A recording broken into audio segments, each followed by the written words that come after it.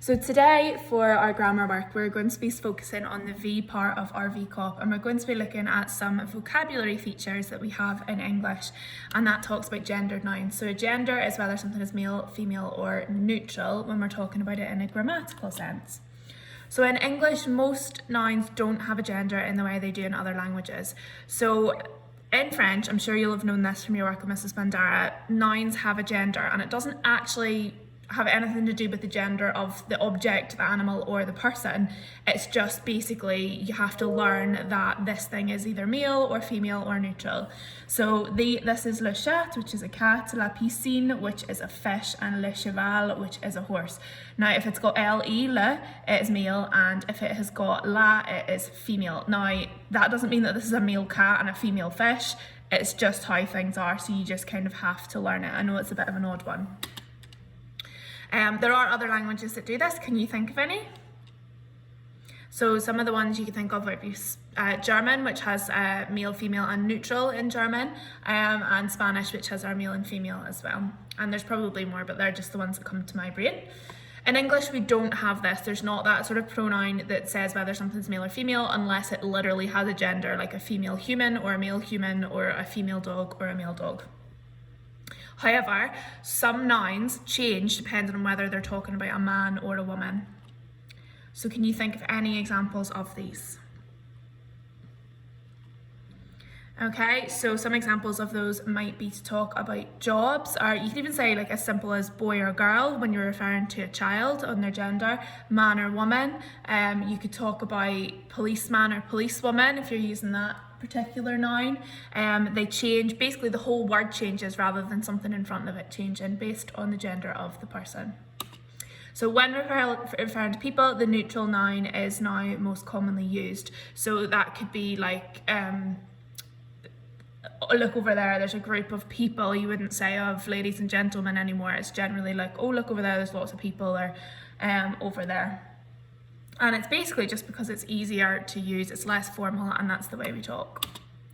So which gendered nouns can you think of to describe people? How would you refer to these pictures if you use the traditional gendered form?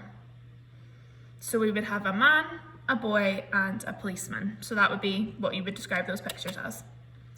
But have you noticed we're moving away from using gender to describe, and this is probably most common when we're talking about jobs. So think about nouns which refer to people or particularly jobs that we no longer use. So some of the ones that I thought about is you would be a lot less likely now to hear about a fireman or a firewoman. It's more often a firefighter, which is gender neutral.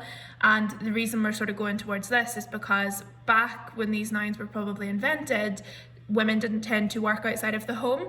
So now, because there are male and female people working in all different occupations, it's probably not appropriate really to describe them with a male sort of pronoun at the end of the word. So for example, policeman is now turned into police officer, which means it could be either gender or any gender. And then if you think another one, chairperson, rather than chairman or chairwoman of like a board, you would say the chairperson. Same with salesperson, you wouldn't really hear salesman anymore, you would hear salesperson. So we are moving away from using those gendered nouns purely because they used to probably be quite effective because only men would maybe do those jobs, whereas now, as yesterday was International Women's Day, so I'm sure you'll know, as now any gender can do them.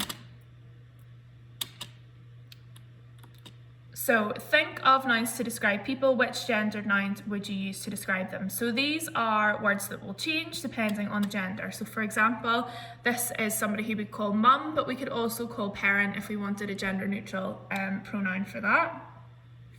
What about this one here? What do you think this is standing for? So this one here is standing for a king or a queen, or then the gender neutral one would be a monarch for that one, so the monarch of the country. This one here, I think this is referring to a bride and groom, perhaps? Yeah, bride or bridegroom and groom, so you can see the name of the person getting married changes depending on their gender.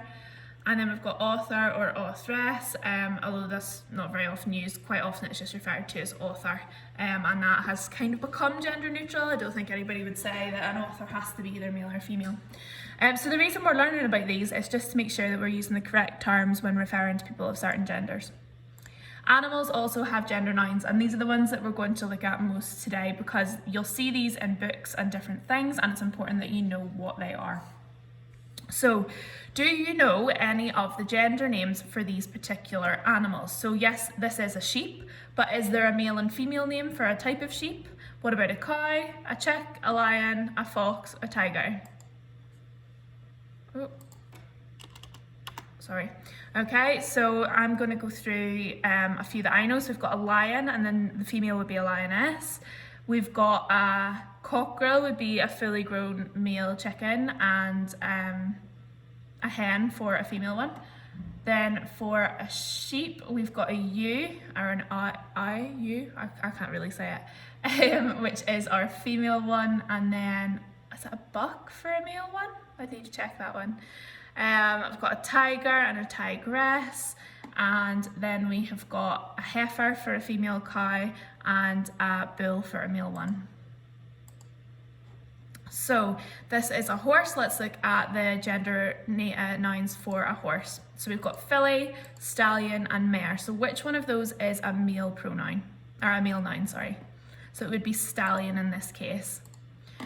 So a filly refers to a young female horse, and a mare refers to an older female horse, whereas a stallion is a male horse. You could also have a gelding as another name for a male horse that's had his bits cut off. So which of these is female? So this is a swan. So we've got a cob, a gander, or a pen. So this is probably a less known one. So what do you think? Which one of those nouns is a female swan? Okay, so I think it's a gander. Let's have a look. Oh no, it's not. A gander's male, so it must be a pen. It must be a female swan. Can you put that in a sentence? Okay, so you can say the pen was nesting on her eggs. So you can see I used the female her and referred to the fact she was able to lay eggs to link in with the fact this is the female noun. So which of these is our neutral one? We've talked about this already. So we've got king, queen, or monarch. So it is monarch for that one. So hopefully that has given you just a little bit of an understanding of the male and female nouns that we have in English. We're going to just do a little bit of work just to make sure we're confident with them. The hard ones are probably the animal ones to learn. You can see that even I had trouble with some of them. So it is just important knowing if you hear a word what it's referring to, because especially for animals it is really important to know the gender when it's being used like that.